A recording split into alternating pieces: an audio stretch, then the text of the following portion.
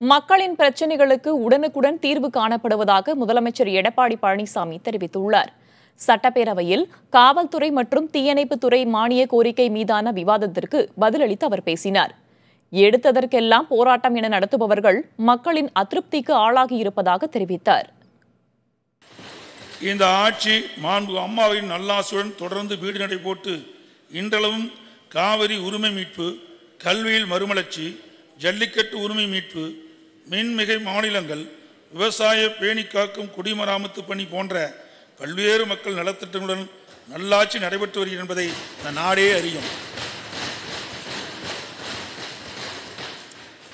மாண்பு புரட்சித் தலைவி அம்மாவின் வழியில் செயல்பட்டு வரும் இந்த அரசு மாண்பு அம்மாவில் விட்டு சென்ற பணிகளை தோய்வின்றி மேற்கொண்டு வருவதுடன் காவல்துறையினர் தங்கள் பணிகளை சிறப்பாக செய்ய தேவையான ஊக்கத்தையும் அளித்து வருகிறது.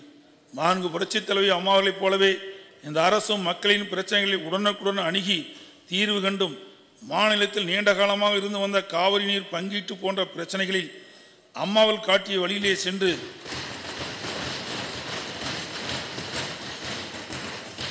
சட்டத்தின் வாயிலாக மாநிலத்தின் உரிமைகளை நிலைநாட்டியும் பொதுமக்கள் குறிப்பாக விவசாயிகள் பாதிக்கப்படும் பிரச்சனைகளில் அவர்களுக்கு ஆதரவாக இருந்து அவற்றை தீர்த்து வைத்து வருகிறது. இதனால் இந்த அரசு மீது குறை கூற காரணம் ஏதுமின்றி சில கட்சியைச் சேர்ந்தவர்கள் மாநிலத்தில் சட்டம் ஒழுங்கு சீர்குலைந்து விட்டது என்றும் பொது அமைதி பாதிக்கப்பட்டு விட்டது என்றும் உண்மைக்கு மாறாக தொடர்ந்து ஊடகங்கள் அறிக்கையில் வெளியிட்டும் பேட்டியில் அளித்தும் வருகின்றனர்.